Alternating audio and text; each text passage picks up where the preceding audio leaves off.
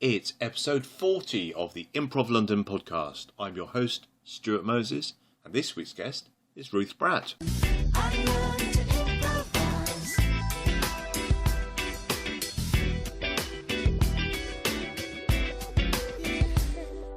Ruth Bratt, welcome to the Improv London podcast. Thank you very much. Yay! Could add that in. How are you? Oh yeah, good. All good. Getting ready for Edinburgh and all that entails. But yeah, What does that entail? What does that entail? Well, it entails for Showstopper we do a week's intensive workshopping. Right. We don't call it rehearsal anymore because people get weird about calling improv stuff rehearsal. How do you rehearse improv? My response to that, which I didn't create, was a football team. Yes, that's what we always say. Maybe I've got it from you. Yeah, constantly talking about football team. So we've just done our week's long rehearsal workshop. What's that involved? So it's basically every year we try and push ourselves further to do something different. We're not a group that go, hey, yeah, we've nailed it, it's fine, we're sorted. We're always trying to kind of push what we're doing and the boundaries of what we do. So it's mostly what anyone would do, kind of workshopping, getting good at improv. So the basics. How do you get good at improv? I'd like to know do lots of it. Do lots of it, but with focused attention on, because you can do lots and get into worse habits than you were already in. I think. Right. So it's always good to have an outside eye. How else do you get good at it? I really think just doing it in front of people, because the audience tell you immediately whether it's good or bad. Right. By laughing or not laughing. That's kind of that's it really. Or crying or not crying, It doesn't always have to be funny, but the audience will tell you. You'll know. Right. You'll know. And I think the only way to get better at it is to keep doing it. Yes. You can't get better at it by thinking about it. Right. Or talking about it. Oh, no, that's unfortunate. It's like, I put in a few hours of this podcast. I was hoping by the end of it, I'd suddenly be really good.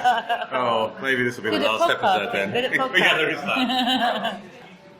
I'm imagining that if someone's listening to this podcast, they know about Showstopper. I hope so, yeah. I like to think everyone knows what it is. Not everyone knows what it is. So, when you meet people who don't know, how do you explain it? Well, it's an improvised musical. It is what it says it is. So when we started doing it 9 years ago, what we wanted to do, the aim of it was to create a musical. That's always been the aim. So the fact that it's improvised is kind of by the by. Right. Yeah. So we weren't interested in. It's really hard to say it without sounding like a twat. We weren't that's very much the tone of this this podcast is very much anything you think that's exactly what the listeners want. Embrace that. I'll embrace Go it. for it. I'll embrace my inner twat. It's because we wanted to create a musical that could stand alone as a musical and just do it through improvisation. So the aim was always to create something that was a perfect musical. It's an impossible aim, right? But that's why we keep doing it, because it's an impossible aim. So it's always been about the tropes of the musical rather than the tropes of improvisation, right, or the tropes of an improvised musical, which is a different thing. So what we do is try to create a West End musical live on stage, but just improvised.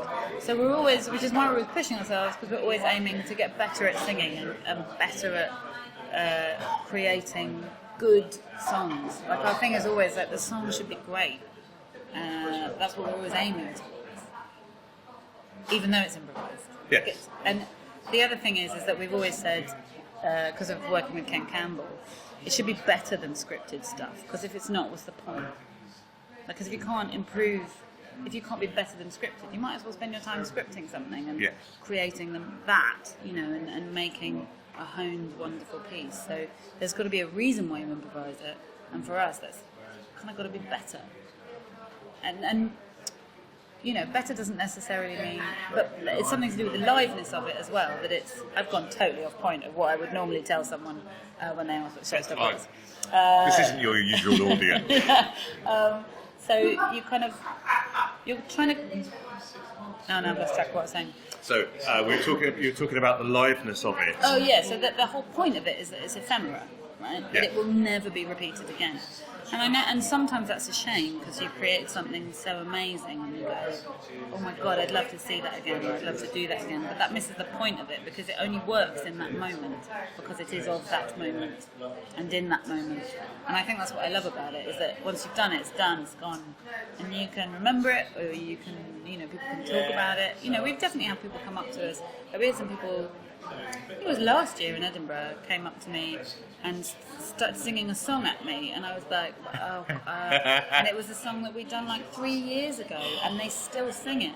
That's lovely. It's really lovely, but it's very strange that you go, oh right, yeah. And like I woke up the other morning and I was singing a song, and I said to Adam, I went, is that one of ours, or is that a real song? Is that what we sang? And it's one we sang like 7 years ago or something. Wow. And it just popped back in, like, Yeah, it's weird. It's very weird. But, so yeah, it's the ultimate ephemera, but it's an improvised musical that we are trying to do as well as we can, as if it were a real musical.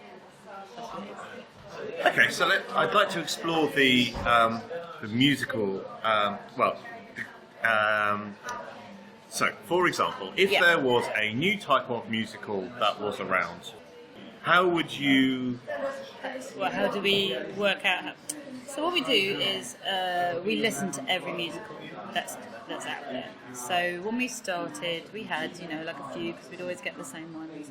But as we've expanded and as we've grown into the West End, and then when we went and did Broadway, obviously your knowledge has to expand. And anyone who's doing Impro, like all I ever say to all of my students, just know more. Like, know more about the world, about literature, about art, about science, about everything. Like my knowledge of science is nothing. Yeah. But I'm constantly asking, like, okay, so explain gravity to me, or because the more I can kind of have an awareness of things that are out there, the better, right? So it's the same with musicals. So now I think we have a list of 300 musicals. Wow. And it is constantly growing. So last night we did the West End, the last one, the Lyric, and one of Slow Boats. Slow Boats, yes, set in the queue for Dover. And one of we call them our super fans because I think they've earned that title. They come and see all of the shows, and they now come and see us in loads of other stuff as well. I mean, they're incredible and they're lovely. And one of them said to me, have you heard of this musical, Elizabeth, I think she said it's called.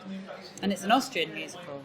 And I said, no, I haven't. So she sent me a YouTube link to it. So I will go and listen to that because there's constantly new stuff. So when we start, when we find a new thing, we listen to it a lot.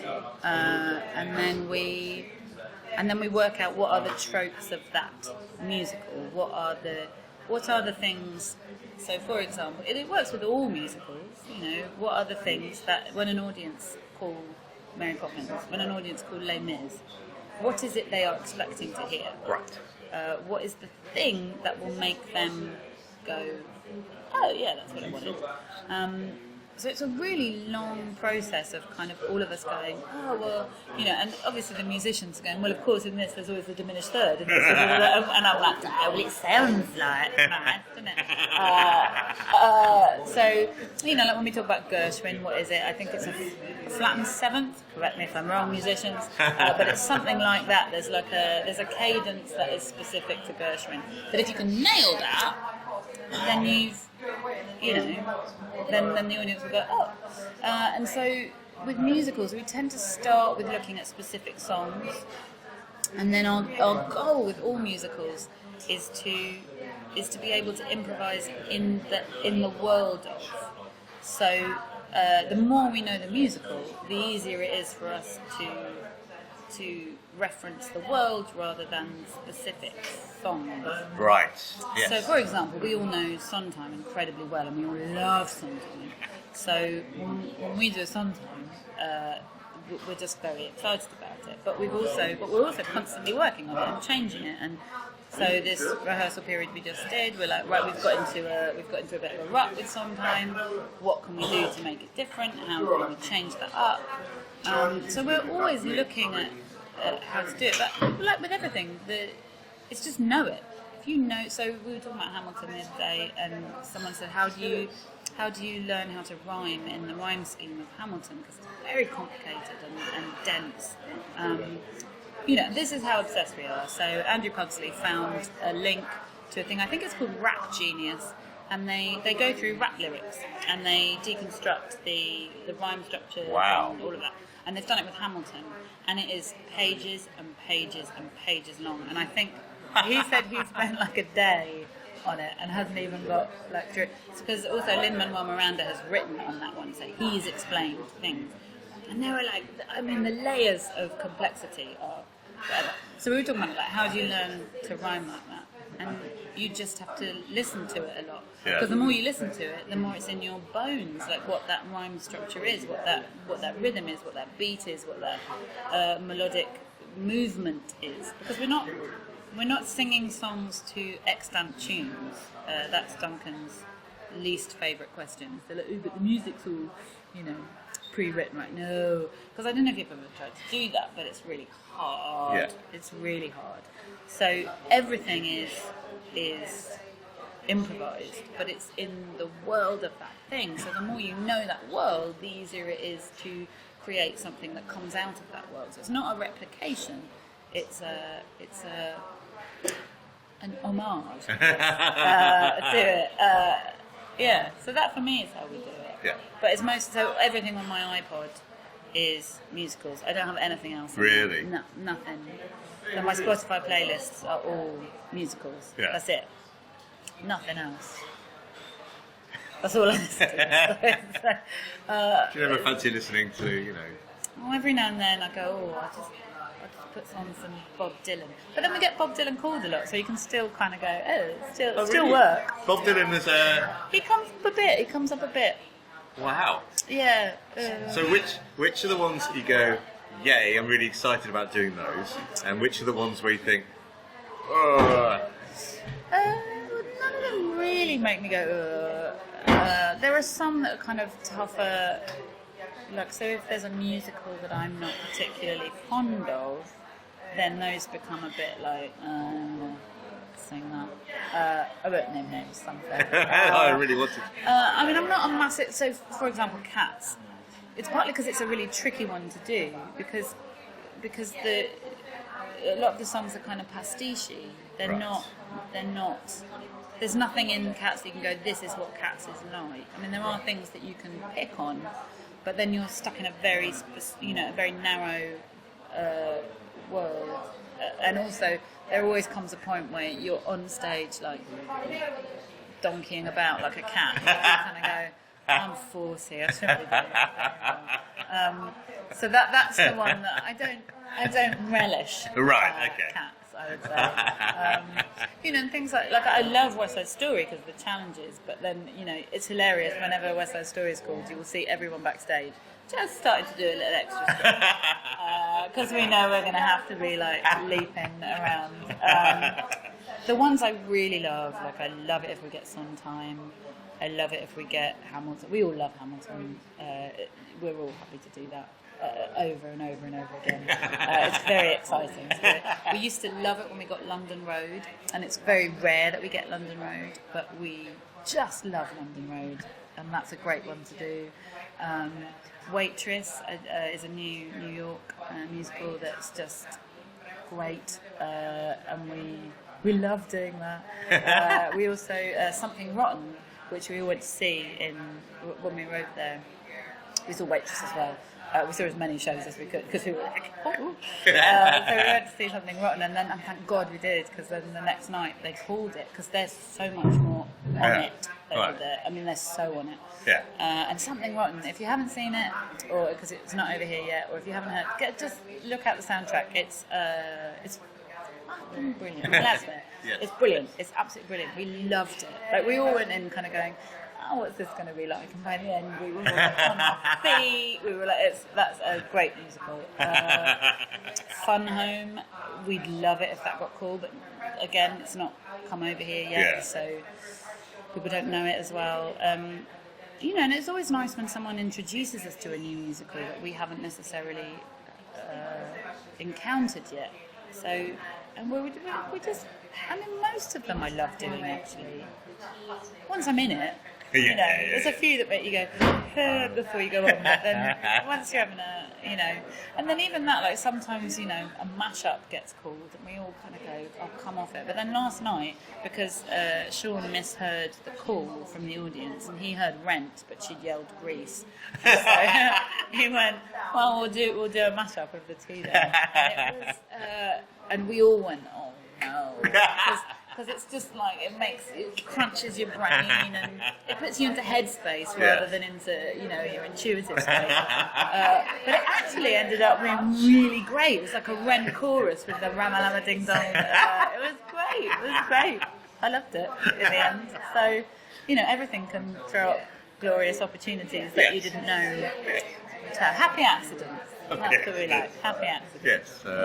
Accidents, mistakes being gifts, all that sort of stuff. Exactly. So, I'm going to pour another bit of tea. Yes, please pour some more tea. I don't know which was yours and which was mine, but I think we did a similar first pour. So yes, that's all right. Doesn't matter. I'm more than happy. If you ended up with a great to share the tea, I would be content with that. I'm not. Well, she seemed very nice and was very. But my God, does she drink tea? I think we could probably even get some more. I know, right? That's if that's. I'm a terrible tea drinker. That's my constant. Yeah. If I could have it on a drip. Yeah. That's nice. Yeah. That's good. What would you say is your almost role in Showstoppers? It's like, oh, that Ruth, she's just done a signature move. She's she always brings the. I don't know actually. I think when we started, it was very clear because when we first started doing it, there was no one else really doing it at the time. Not doing a narrative long form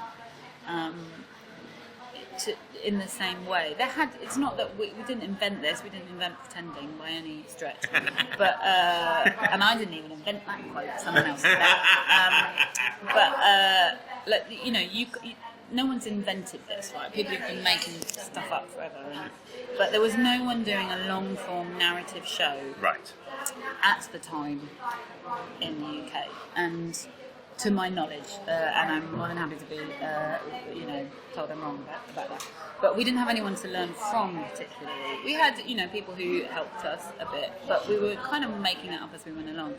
And the people who came together in that first group were a real mishmash of kind of background. So they were like proper actors, and then there was me and Pippa, who were just clowns, and that we'd come from. Acting, yes, but we'd come from the comedies route. That was how we started. That was how we knew each other. That was, So when we first started, and it was very interesting actually, because in most, there's always these discussions about women in improv, blah blah blah, and I have always been either incredibly lucky or just I don't know. I'm in favour of women in improv. I think that's a good thing. Well, why would it ever be a bad thing? But we were always the funny ones. That was always the role. So I've never. And in Showstopper, definitely, the three funniest people on stage when we started were me, Pippa and Lucy. Right. And the boys did the serious acting. Yeah. So we never, in that, and also in all the other groups I've had, so Scratch, which Pippa and I were talking about the other day, and we were saying, actually, we were doing something then that I think we underestimated kind of what we were doing then, because we were kind of breaking ground and going, this isn't interesting us, what can we do? And then we created our own thing out of that, because again, we wanted to do narrative stuff, because this was before Showstopper, and there was no one to ask. And so we did. We just had a friend who'd seen a narrative show, and he went, "This is what I remember from it." And that was how we pieced it together. Like, it wasn't even you that had seen it. No, it was a friend. Who went, "This is what I think happens." And we went, "Right, we can work this out." So that was kind of, so we worked it all out for ourselves. So I've never had that. I've never had that. You women aren't funny, or it's just never been a thing. So certainly in the first year, I think our role was to be funny, was to bring the funny. Right. And then it's changed so much, because the more we've done it, the more rounded our skill sets have become. So I would really say that my role in Showstopper is to be everything in Showstopper, depending on what is needed. So there are times when it's no help for me to be the funny one. Yeah. Like, I need to be serious, and I need to be emotional. I mean, we always need to be emotionally rooted, but you need to be the thing around which the insanity revolves. And at other times, you can be the insanity and let someone else be the anchor. So it and that can change within a show as well. So I guess my role in Showstopper is to be utterly malleable and ready for anything, which is kind of everyone's role in Showstopper, I think. We've moved outside now because... very nice out here. It is very nice out here, isn't it? Summer. It was like they wanted to make the noisiest possible environment. Do you think the staff at the ICA, they really hate podcasts? Yeah. And they've got a real thing against podcasts. They're like podcast fascists. I imagine a lot of people do record podcasts, though. I can imagine that must be quite annoying. Yeah. Well, we weren't doing any harm. Oh, no. Sitting there drinking their tea. Yeah. But now we're just across from Lord Kitchener's house. Yes. So there we go. Is that Lord Kitchener's house? Yeah, it's Kitchener's house. Oh, I did not know that. Yeah. We're up the road from William Gladstone's house. Oh. Yeah, and we're really near the old Texas embassy, which was we were the only country to give them an embassy. Really? Yeah, when because they declared themselves a separate country. I can't remember when, and England or Britain recognised it, so I had an embassy here, but it was just to piss off the French and the Spanish, basically. I didn't realise that, because I remember seeing that Texan embassy. Yes, it's weird, isn't it? Yeah, I thought it was a restaurant. Yeah, no, it was an embassy. Just, Wow, I've learned something new. Yeah. I've learned many things while recording this podcast, but not the actual nature of the Texas embassy before. I was a tour guide for a long time. You were a tour guide? Yeah, that was one of my day jobs, tour guiding. What was that like? It was all right. I was the duck tours. So we the one that goes on the river as well. Oh, wow. So yeah, I had a lot of fun. It just got to a point where I couldn't do that and do Showstopper. And it's like, one of them have got to go. Yeah, because it was mostly just like the stress on my voice, because you do 5 tours, so each tour was an hour and 15. Yeah. But that's not including traffic. Yeah. So the reason I know about the Texas embassy is we used to go past it, and then one day we broke down by it. So I just took them all on a bit of I said, should we go on a walking tour? And it was really a voyage of discovery for me as well. And we sort of wandered around London for a bit, and then I went, just okay, bye. Yeah, that was my old job. The good old days. Yeah. How does one get into being a tour guide? I mean, I imagine there's going to be listeners who are going to think, well, I really like what Ruth does, so I'm going to copy what she's done. Yeah, I wouldn't copy my career trajectory. I wouldn't suggest it to anyone. It was because, I did it because... You really love being on the land and being on the water as well, but you couldn't find a job that combined the two. Yeah, that was it. Why did I do it? It was really flexible. Oh, right. It was really flexible, and that was what I needed. And I had a friend who worked there. It's a good job for jobbing actors. Yeah. I'd recommend it if you need a day job and you need flexibility. It was really good. The ducks particularly. I don't know now. I think it's kind of I think it's become a bit more profesh. Really, it's gone commercial. Yeah, Back in the early days, it was much more. In the old days, I think it was a bit more relaxed, but they've had to be less relaxed. I think. I mean, I had to do sea survival training. Wow. Yeah, it was amazing. It was terrifying, but I did it. Yeah. Yeah. What, you're actually in the sea? No, so you go. There's where is it? It's somewhere. It's like Gravesend or somewhere in Kent. Yeah, somewhere like, yeah. I think it is Gravesend. Anyway, there's a sea survival centre, and they have this massive pool, like huge pool, with a 10-metre diving board, and because that's the highest you have to jump off to prove you've done your sea survival. Wow. It's really high. Yeah. It's fucking horrible, and you have to jump off it 3 times. All right. I hated it. And you're wearing a life jacket, so it's not just like jumping off that's bad enough, but you have to, there's all these safety things, because obviously when you have a life jacket on, it bounces up when you hit the water, and when you're from that distance it can like break your neck and stuff. It's really great. And so you do all this jumping off it, and then they make you do like an actual emergency situation, and that's when they put on the wind machine and the rain machine. Wow. And so the water's like broiling around, and you jump. Everyone jumps off. Someone has to be captain.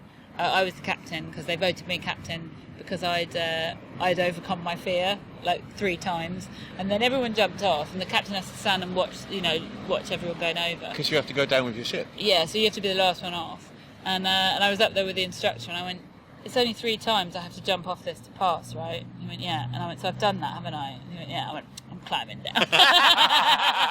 So the captain walked down. And then they have there's a life raft, and you then have to all get into this life raft, and it's hot. Once all the things are down, but you have to make it waterproof, obviously, so you can't have any air getting in.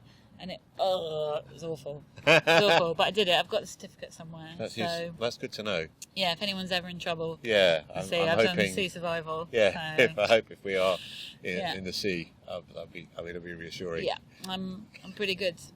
I know what to do. I wouldn't want to do it, but I know what to do. At least you qualified. Yeah, I'm qualified. Qualified in that. That's useful, qualified useful to do to know. it. Yeah. And how has that helped you? Yeah, it's really helped my career. Everyone should do sea survival training. You know what? It hasn't helped my career, but I've got a really good certificate. Sometimes you validation up in the loo, is all you need, really, isn't it? Yeah, sea survival. Yeah. You have one scary toilet. Yeah. I thought that this would be quite straightforward, but you appear to have reassured me about your sea survival skills. Yeah. You never know. There's water. You get in trouble, I can help you. Yeah. So,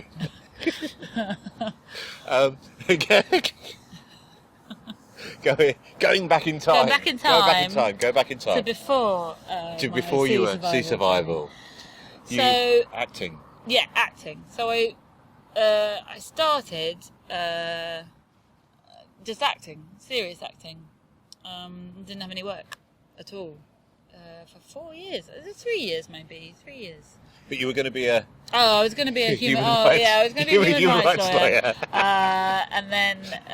would you have been a good human rights lawyer? Oh, I think I'd have been terrible. I tell you what, actually, in all seriousness, I know someone who was a human rights lawyer, and it's such a fucking horrible job, because you spend your time defending people who, if you lose, it's like literally life and death, and you're listening to these horrendous stories, and then you go into court, and if you can't get them asylum, or you can't, I mean, it's just horrific. Yes. And I think the burnout rate is quite high. I can imagine. And I think I'd have been burnt out quite quickly, because I'm a soft heart. I quite like pork adverts, I'd be a mess. I don't think I'd have been very good at it. I don't think I'd have been very good at all. Well, human rights loss is the world of entertainment's gain. Yeah, right. And maybe in some ways you've done more good on the path you've taken. I like to think so. So I was going to do that, and then I went to the States on a semester abroad. And I did a show for a friend out there who was on a directing course, and it was a Noel Coward thing, and his tutor said to me, "Who are you?" And I was like, "Oh, I'm just some farty from Nottingham University." And he wanted me to do his class, and I couldn't because I had to do African American narrative. It's got to come first. It was History of American Women, and then there was another one that I forget. That's how useful it was. African American narrative was a brilliant class. Yeah. It was amazing. There was this guy in it called Clarence, and he was really built. Like, he was just this kind of really big bloke, and he was kind of brooding and terrifying. But he was amazing. But there was this one day where we'd been sitting talking, and we'd been having like a seminar, and we'd all been chatting, and at the end he came over to me and my mate Hannah, and he sort of came and stood next to us, and we were like, "Oh, hello, Clarence," but it's so English, and he went, "I love the way you say my name," and then walked off, and we were like, "Oh," kind of thrilling and terrifying. Yeah, but I loved African American narrative. It was great. But yeah, so we did that, and he was saying, "Well, you've got to do this. You are going to do this, right?" And I was like, "No, I'm human rights lawyer." And then I went, "Oh, maybe I can do this."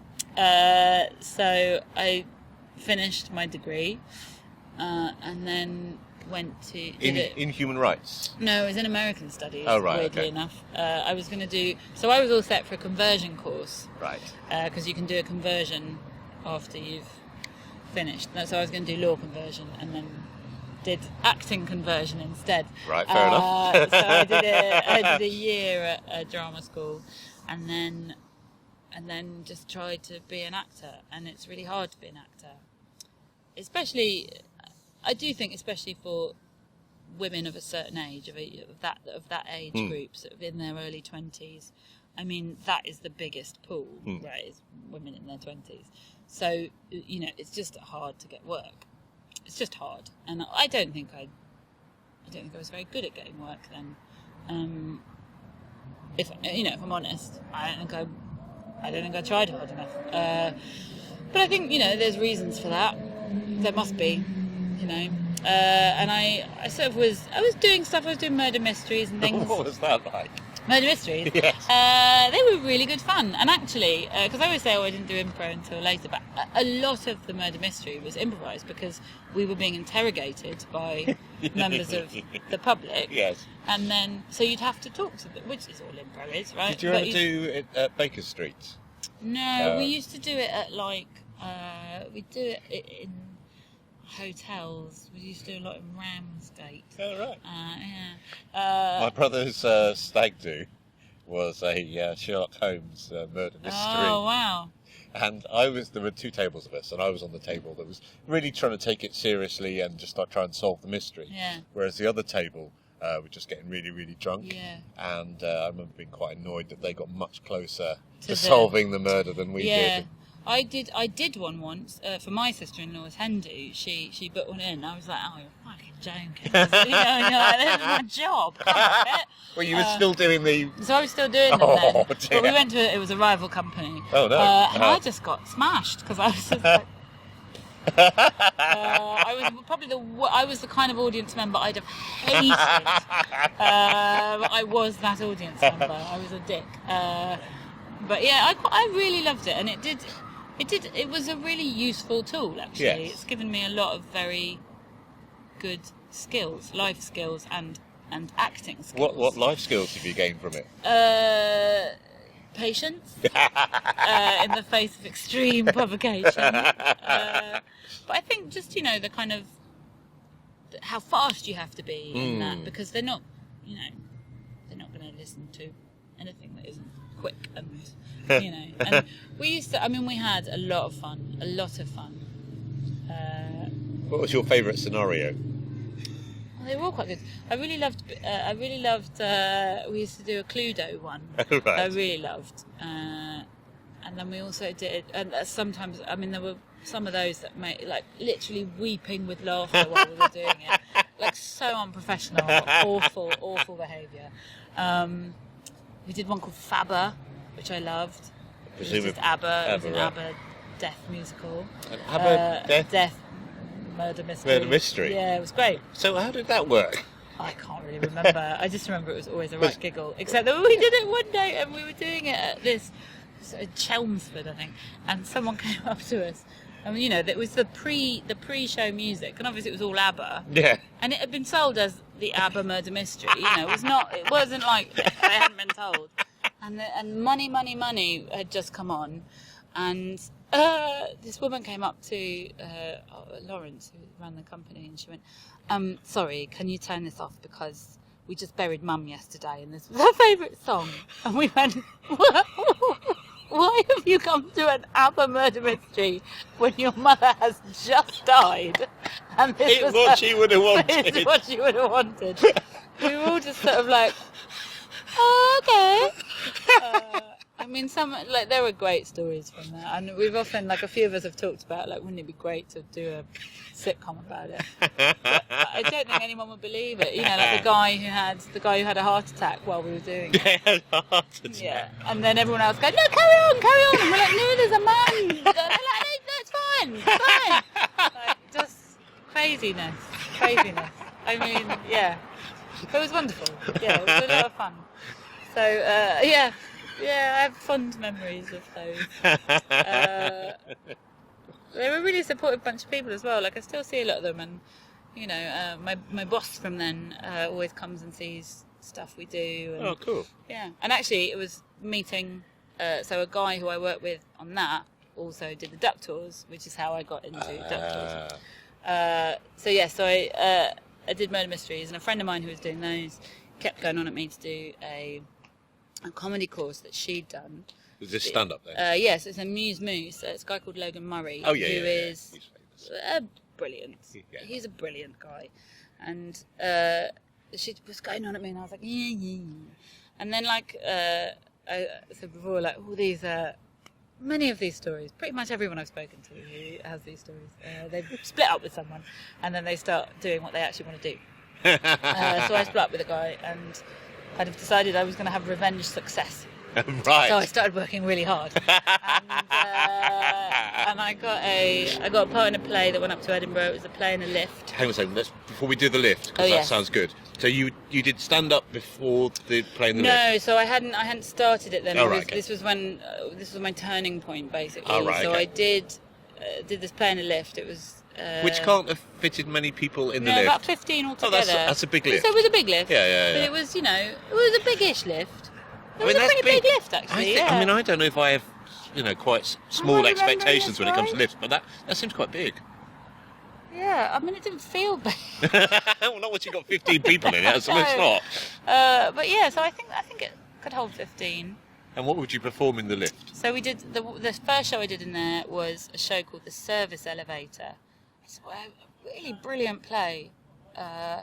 And it's about brother and a sister who are, they haven't seen each other for years, and they meet in this elevator, and it turns out they're both there to assassinate the president. Oh, right. It's a really great show. I loved it. And we did that. I guess we did that lift for a couple of years. So presumably the lift didn't go up and down? No, the lift was like a static lift. Oh, right, okay. And it was, so the first time it was at the Brighton Fringe, so it was just on the beach in Brighton. Oh, right. And then we took it up to Edinburgh, and it just stood in the Pleasance courtyard. Oh, right, okay. I was a bit worried that it was no. You have to incorporate people going to their hotel rooms into the action. Well, we did do something like that at the Soho for a while. We did some sort of guerrilla theatre. I'm not good at that stuff. Don't like people. So I did that, and then because my mate had been saying, well, you have to come and do this course, and she was up in Edinburgh, and then I just met loads of comedians up there, and that whole world kind of enveloped me, and so then I did the course. What was your stand-up style like? It was very deadpan. Yeah. Yeah, it was really deadpan and silly. I hate the word surreal. A lot of people called that. It wasn't surreal. It was what I thought was funny, it was silly. It was silly, really silly, but deadpan silly. All right. I really liked it. I never quite found my stand-up voice, I don't think. I stopped doing it before I really got good at it. And that was just because I went, I'm never going to... I had friends who were doing it, who were working incredibly hard at it because that was what they wanted to do. But for me, stand-up wasn't the end goal. It was, it was part of my path to something else. Well, I didn't know that at the time, but that's kind of what it was. So I realised I was never going to work as hard at it as I would have to in order to be as good at it as I would want to be. Yes. So I just went, maybe I'll stop doing this now. I mean, I have friends who are still like, do it again, and I'm like, I don't know. Every now and then I have a bit of a, maybe I'll do it again, and then I go, no. But because I still have a lot of mates who are stand-ups just from that time. Yeah. And it's amazing watching that, like watching people evolve. People who started at the same time I did and are now, have a proper career at it and are incredibly good at it. And it's, you put in the hours. There's no secret to any of this. You put in the hours, you put in the time, you get good at something. And then I was up in Edinburgh doing stand-up and comedy, and a mate said, my mate Gareth said, do you want to come and do my Impro show? And I went, yeah, go on then. And it was like, it was really like sort of coming home, really. I got on stage, I started doing it, and I went, oh, this is it. Brilliant. This is it. This is the thing. What was the show? It was, This Is Soap. Oh, right. Yeah. I don't think it was called This Is Soap then, but that's what it was. Right. It was that show that I think is still going in Edinburgh. So it's an improvised soap opera. And what was it about that felt so... I don't know. It was just, it was as I was doing it, I was like, this is my comfort zone. This is it. This is what I've wanted to do. This is, without knowing that this was what I wanted to do. It was just a kind of, oh, right, this is where I feel comfortable. It's thrilling, it's interesting, it's exciting, it's, the possibilities of it thrilled me, I think, even then. And I didn't know anything about it. And it wasn't even like, because when I started, so this was like 2003, and in London in 2003, I think in the UK in 2003, there was not a lot of improv. There was some, and this is not to denigrate all the people who have been doing it for years, and but it wasn't where it is now. Yeah. It wasn't a thing. It wasn't a scene. Yeah. It wasn't a community. It Yeah. was, there were some people who did it, and who did it well, and but it wasn't what it is now, I don't think. And if it was, I didn't know where that was. Yes. But it definitely didn't have that. It was starting. It was that growing, rumbling thing. Then I think that, and as more people found it, obviously it then grows, and and I mean just the amount of classes there are now compared to then. Yes. I mean there were hardly any then, and now there's like, tons. So yeah. But I don't know what it was. It was just like a. When you know, you know. When you know, you know. Brilliant. Yeah. So after you did that, how did you continue doing improv? So Gareth knew a guy called Lloyd, and Lloyd used to run a thing called Improvidee.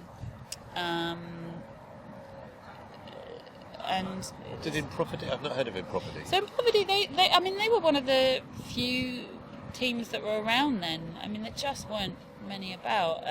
So Lloyd ran Improvidee, and it was just a short form kickabout in a pub that isn't there anymore. That's how long ago it was. It was on the corner of Lisle Street, in Chinatown. Yep. Called the Polar Bear, I think. And we used to do it in the basement there.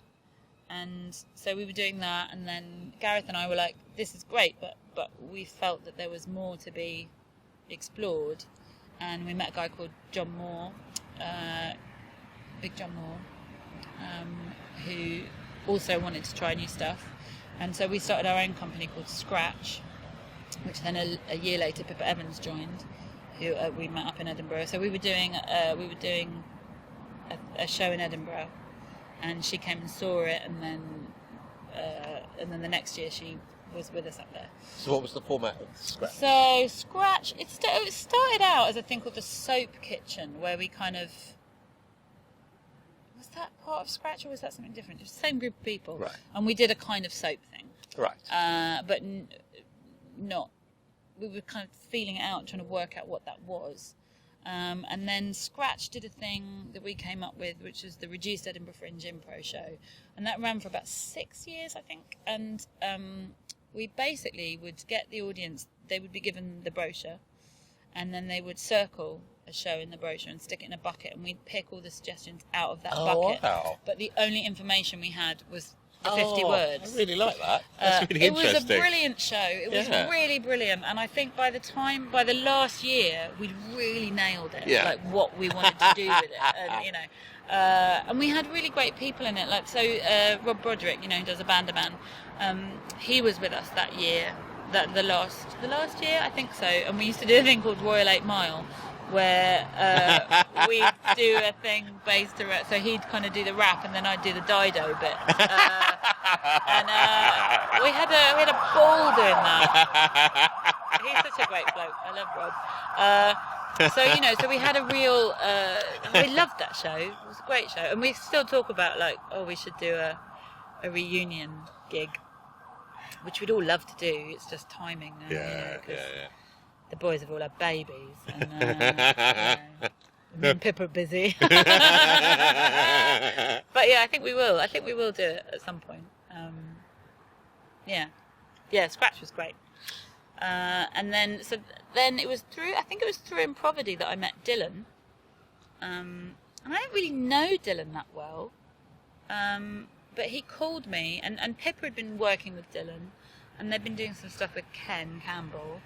And they've been, like, again, pestering me to do it. And I kept going, I'm really busy.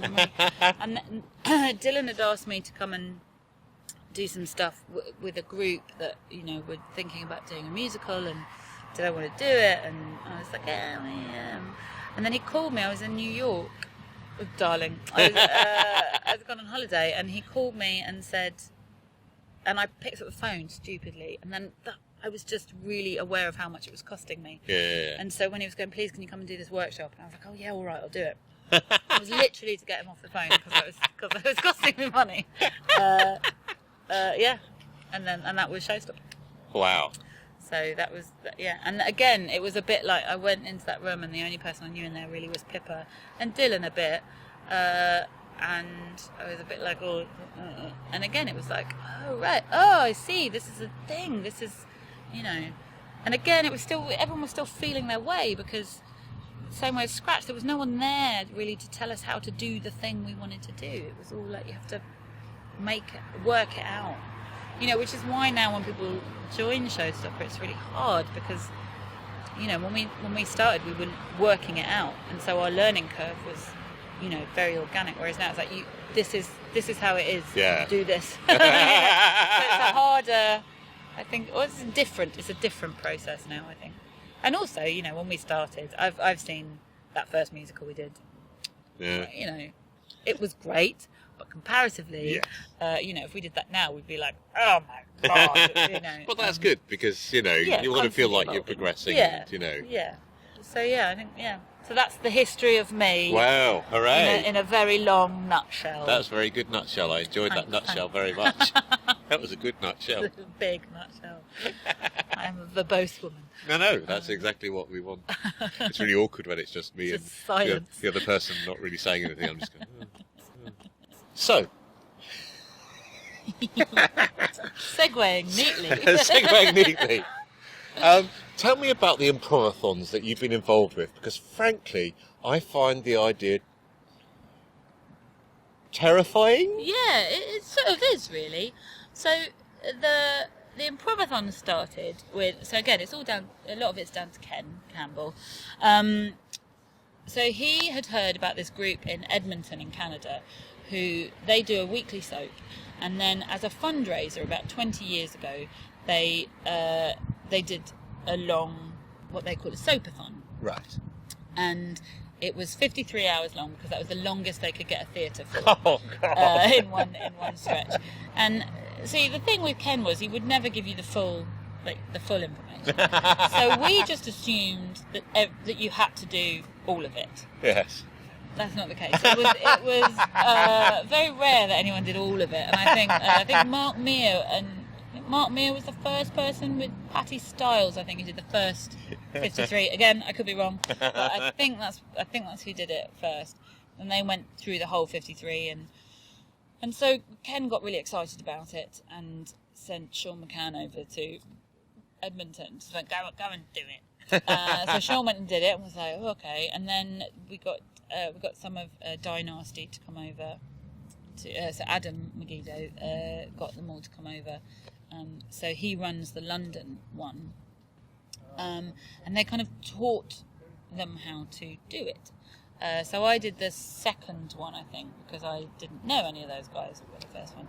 And it's basically just 50 hours, one long story, but directed, called. Right, yes. So Adam directs it here, mostly Adam. There's also a woman called Rosie Wilkinson who comes down from Liverpool. She also directs, because she directs the Liverpool one, and she's obviously gone up to Edmonton a lot as well. She's brilliant, Rosie.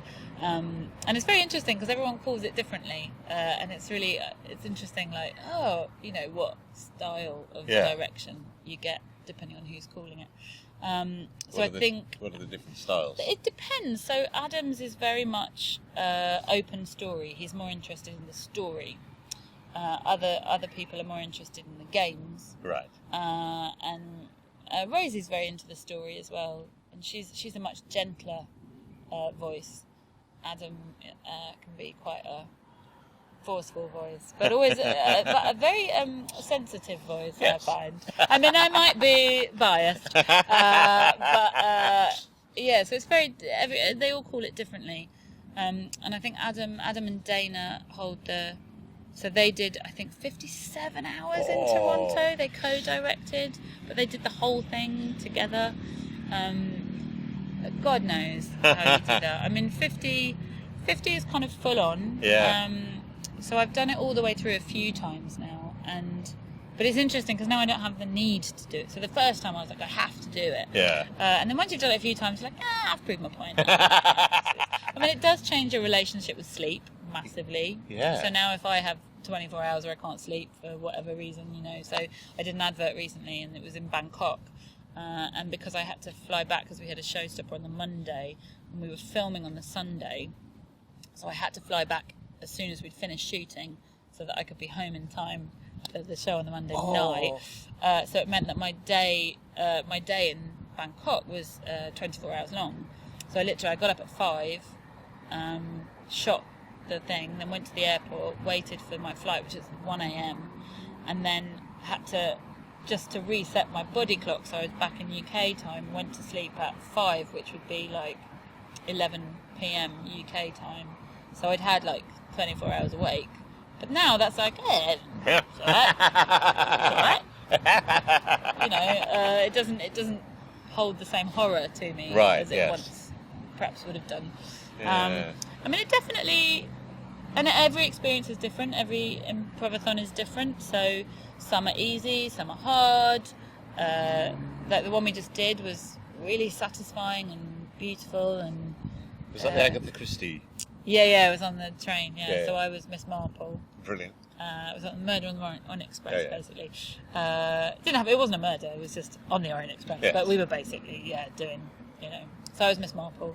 Justin Brett was Hercule Poirot. They had a lovely relationship. It's very weird in the improvathon. You end up having these. You live a life because you live it, and you really, we talk about soap crushes where you have a relationship with someone and you kind of, you live a life with them and you become very attached to them, and so one year I was playing Carrie Fisher. And Mark Meer played this character called Geek Boy, and Carrie Fisher and Geek Boy had this beautiful, tragic, sad, lovely relationship. And there is a part of me that is still a little bit in love with Geek Boy, not with Mark, but with Geek Boy. And you know, that, like, there's a part of me that still believes I am Queen Victoria, because I was her for 50 hours, and I really do believe I am her. You know, and you have these very intense relationships, and because all your censorship is down, you kind of are much more alive to them. And, right. Yeah. Your censorship is down through lack of sleep. Yeah. You have no control by 36 hours. You can't hold back.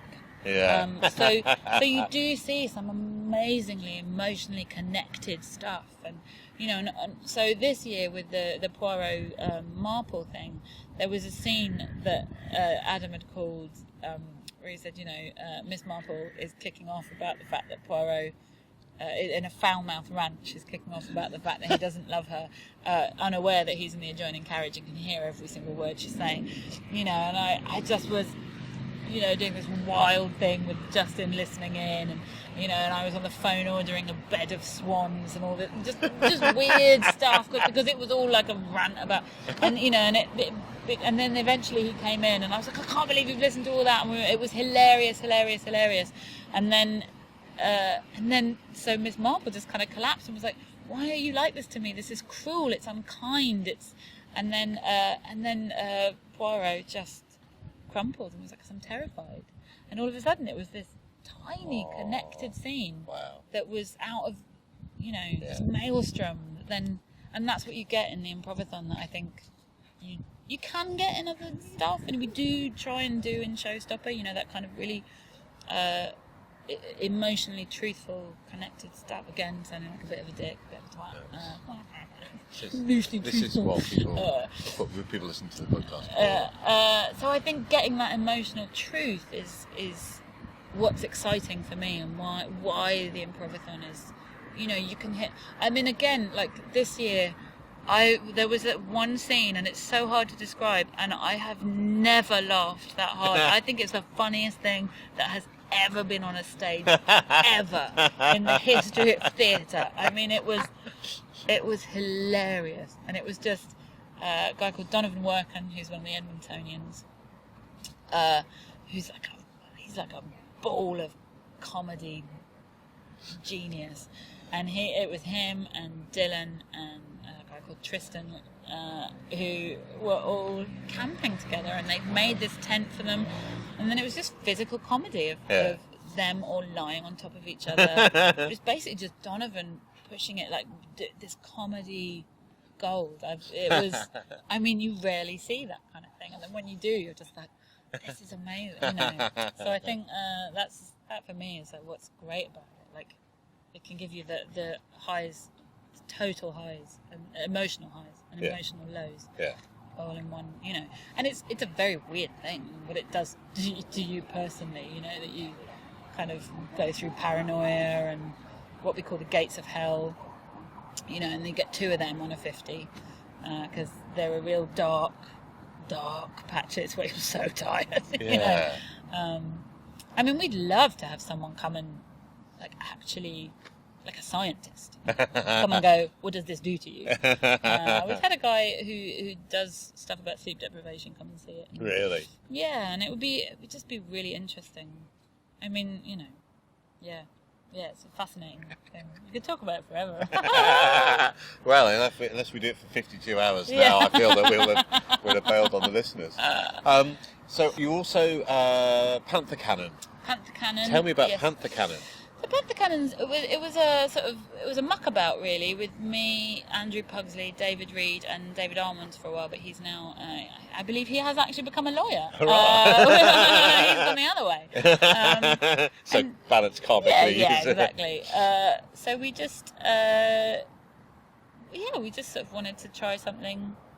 There's no format particularly. I've noticed that about a lot of improv at the moment, you know, there's kind of format, like what's the format, and all of the things that I do, I mean, Showstopper has a format, but it's a format of its own, it's not, you know,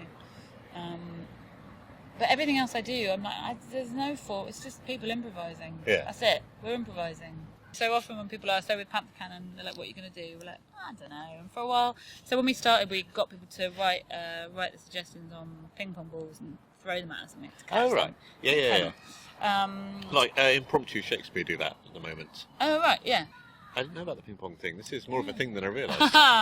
Yeah, we've stopped doing it now because we don't need to anymore. I think we kind of, partly because we ran out of ping pong balls. And it was impossible to get any more. Yeah, we didn't do it one day, and then it seemed to be then fine. We went, maybe we won't do it. So you wrote suggestions on the ping pong balls? No, they wrote. People wrote. Right, okay, yeah. No. So I think, from what I gather, Impromptu Shakespeare, they've written suggestions on. And then Yeah. No, we used to give audience members ping pong balls when they came in. Ping pong balls are hard things to write on. Oh no, not really. They're hard to get the writing off. So I went, we must be able to save. This is a real waste of ping pong balls. And so I bought some graffiti remover because I went, I'm going to save all these ping pong balls. I'm going to do this. And the boys were like, yeah, Ruth, right. And then I sent them a picture of my attempt, and basically all it did was it stripped off the outer layer of the ping pong ball, but just left the words. So it was the least effective recycling attempt ever, and I nearly killed myself with the fumes from this graffiti remover, and they all just laughed at me. So we did it. So because I mean So when did we start Panther Cannon? I can't remember. Like 5 years ago. I don't know. Did we just commit? Well, yeah, 5 years. 5 years ago.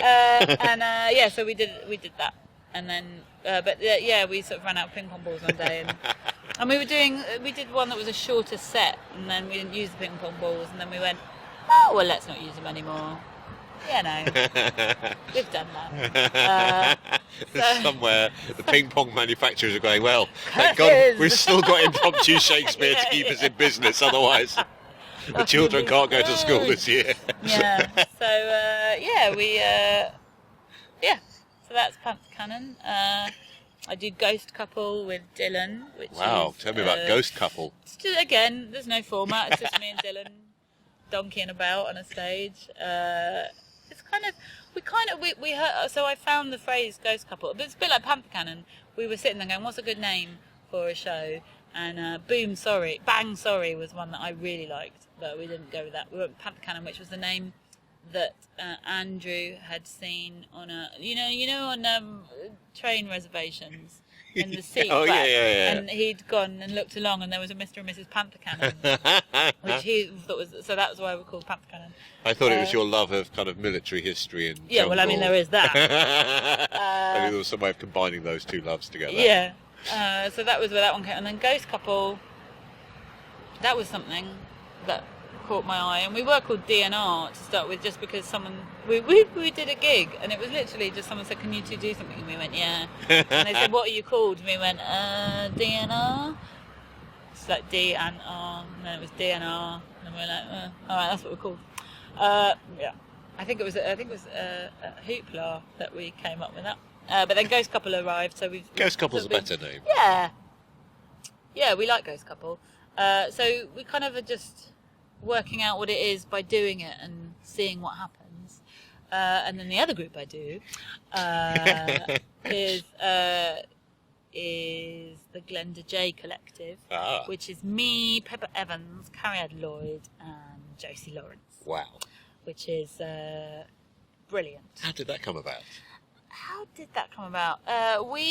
All of us guest with the Comedy Store Players now, which is an utter delight and joy. I bloody love it. It's really good fun. It's just fun. They're really fun people. And we'd kind of, how did that come about? Oh, I was up in Edinburgh a couple of years ago, and they asked me to do the What Does the Title Matter Anyway, which was the Whose Line Is It Anyway, but they didn't call it Whose Line Is It Anyway. Right. How does the title matter? Yeah. And they said, would I guest in it? And I went, yeah, okay. And I kind of knew Josie anyway a little bit, just, and then it was a bit like, this is what I imagine it was like anyway, like a 60s band where the drummers died of an overdose and they have a new drummer and the audience are all like, yes, who's that? That was kind of what it felt like in a beautiful way, but of course, it's Josie, it was Josie, Greg Proops, Steve Frost, and then Clive Anderson. So of course, no one knows who the fuck I am, and that's totally fine. But it was in the McCann Hall, so it's massive, you know, and it was a bit like, but so that was when I did my first gig with Josie, actually on stage with her. And she's so lovely. I absolutely adore her. And, you know, there is a crazy thing of going, here is the person, and I get it a lot when I'm at the Comedy Store. And, you know, because we knew Mike McShane as well, because we met him years ago, and he came and did stuff with Showstopper. And, you know, these are people that you kind of, that made you think you could do this, right? Yes. You know, doing Whose Line, and you kind of watch that on a Friday night and go, oh, imagine that being a job, you know? Yeah.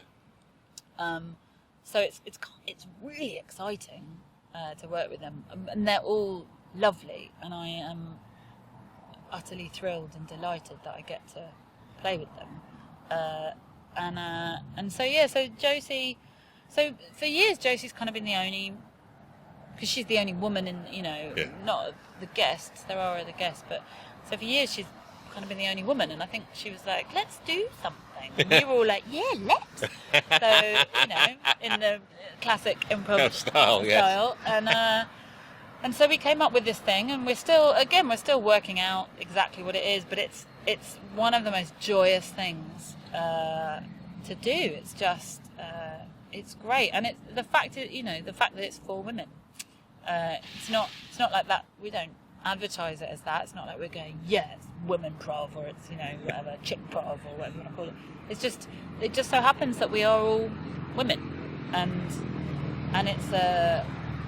it's a really delightful experience, and it's like being let loose. It's really like being let loose, and what I love most about it, I think, actually, is like when you're standing on the side and you're watching the others doing it, and it's just, you know, you're like, this is the best ever.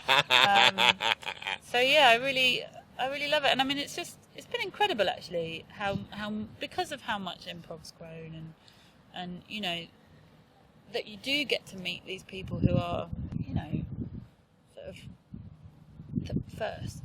Yeah. That over here, you know. Yeah. Yeah, it's very exciting. I love it. I'm very lucky. Very lucky. Worked hard to be lucky, but very lucky. Brilliant. Yeah. Okay, so final question. Yeah. Yes. So the big question, advice. If people want to be more like you. Don't. Be careful what you wish for. Or to emulate your success, or What to do? I think so. The advice I always give, like, is your success is your success, right? And it's your idea of success. So if you feel successful, you are successful. You know, there's no thing like, if you get this job, you will be a success. So my grandmother, until the day she died, pretty much, that when are you going to be on Emmerdale? Never, probably never. And that's not my idea of what success is. You know, I make a living out of performing. You know, I still do loads of other stuff other than Showstopper and other than Improv, and you know, but that's how I make my living, is out of performance, and that to me is success. You know, and then you have the added things of, you know, like the Olivier Clunk, drop that name, but you have that, and you go, this is incredible. Yeah. But does it change anything? Ultimately, it doesn't change what we are trying to achieve, and it doesn't change how we work. no. And it doesn't change what we work on. So Do people take you more seriously? yeah, though? you can have an outside Right. viewpoint of it, but your own personal viewpoint, you can't be motivated by awards and, you know, adulation. It's empty. It's beautiful. It's lovely. I'm very proud that we won it, but it cannot be your driving force, you know. So I think for me, your driving force always has to be wanting to improve and wanting to be better, and never sitting back on your laurels and going, I've done it now. There is always more to learn from people who are more experienced than you and people who are less experienced than you. You can learn from everyone, and you should always be learning, and you should never shut yourself off from stuff. As soon as someone says they're like an expert, that makes me kind of go, what? Oh, because I don't think you can be. You can never be an expert at this. And I take that from people who I think are incredible. So the Canadian improvisers that we know from Edmonton, some of whom I think are, I would say, the best in the world. I mean, they're incredible, and they never think they've nailed it. They never think they've finished. And so for me, it's got to be about what do you want, and if you want to just keep getting better and keep improving, and keep learning, and keep pushing yourself, so you're constantly teetering on the edge of your ability. You should always be pushing further than your ability is, because otherwise, how are you ever gonna improve? You have to be taking yourself out of your comfort zone at all times, however that is. So for me, going to classes where I don't know anyone, or teaching a class where I don't know anyone, that's a comfort pusher, because you're like, oh well, so or going to different countries, or learning a new skill, or so we have friends in Italy called I Bugiardini, and they do a silent movie, an improvised silent movie, which is great because they can take it all over the world because it's nice. silent, and they are amazing, and I love them. And they asked us if we wanted to go last Edinburgh. Did we want to go and play with them and do their show? And we were like, yes, of course. But also, one, you don't want to screw up their show with this amazing thing they've created. And two, you're doing something that is outside your experience. So it was amazing doing it with them, because they were like, guys, you're so fast. Because we go at a pace because of the way Showstopper has made us go, whereas they go at a much more leisurely pace. So, we were like, oh, right, we need to learn how to just slow down. Because with Showstopper, we have a 70-minute show. But because we have songs, we've only got like 15, 20 minutes to tell a story. Yeah. It's very short, really. So we're at an extended pace. That they had more breathing room, and they were much more gentle. But then equally, us doing it with them, like we did a thing that we would never think of doing that. And we were like, oh, okay. But we did it because we didn't know. Or we shouldn't or couldn't, or, it just seemed to make sense. So, you can constantly be pushing yourself and learning from other people. And I think teaching can teach you. Like, sometimes you find yourself saying something and you go, oh, yeah, that's what it is, So I think, never give up. If you are going to never say it's giving up, refocus. You can call it that. Refocusing your life. Because I think, there's things you say that, if you say giving up, it's like you've given up. Whereas actually, if you just say, I'm just changing focus, I'm just, focusing on different things now, that's a much more positive way of dealing with it. Know what your idea of success is. Know what your goal is. Even if you know that your goal is that you don't have a goal, know that, Be honest with yourself about whether this is working, whether this is what you want anymore, all those things. And I think, especially for like actors, the longer you stick at it, the more work there is, because everyone else is giving up. Right. Or refocusing. And it's definitely, and you're only...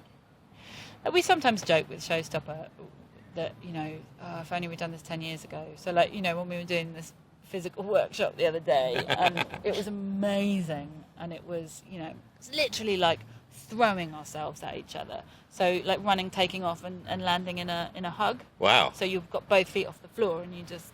And it was phenomenal. But the next day, like, oh my life, I was so sore. I mean, to like not being able to walk sore. Oh, no. And like kind of hobbling, old lady. But, so we often go, oh, if only we'd done this 10 years ago. But if we'd started Showstopper 10 years before we did, none of us would have been ready for it. Yeah. Like, I was not ready at 22 to do what I did when I was 32, And so now we've been going for 8 years, 9 years, and so physically it's harder, but mentally we're so much more ready for it and more focused and all those things. So I think the longer you go, the more you will learn, the more comfortable you are in your own skin, the more and it's an ever-evolving career. It's an ever-evolving industry.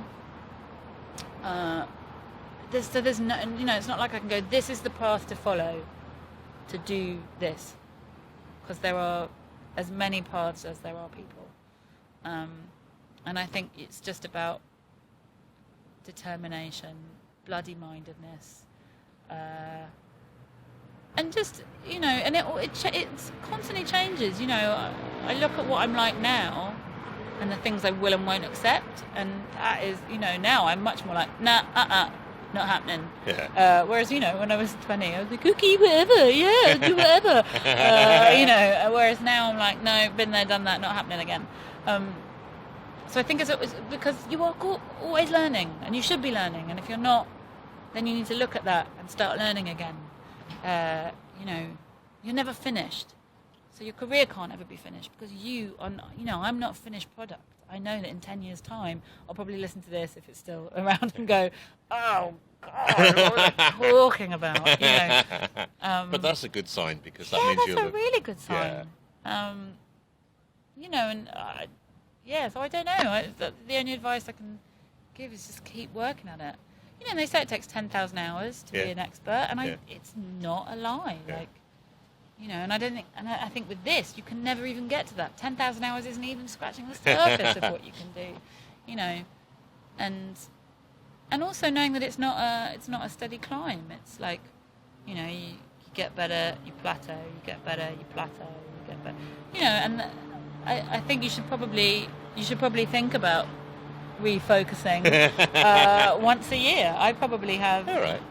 Once a year I probably go through this just isn't working, I should probably stop. And you're kind of going, and I think it's also good to know that so people that you think are sorted and are and are doing well and are totally on top of it are probably just as insecure as you are. And that never goes away, and it shouldn't go away. You should never just be going, yeah, I'm totally fine, and I'm, we're constantly kind of reevaluating, and oh God, maybe I'll give up, and then you talk it through and you go, no, I don't think I will. And it's not, there's no kind of like point at which you're just comfortably, because all of this stuff, like, it could go tomorrow, it could go like that, and I'm really aware of that, and really, kind of like, right, so if it did, what would you do? You'd find something else to do, so yeah, that's my short answer. That's brilliant. Thank you very much. You're very welcome. Thank you very much, hours indeed. and hours of philosophical nonsense. It's not philosophical. That is what my podcast is all about, though. It is the philosophical things that may or may not be philosophical. I made this. That's improv!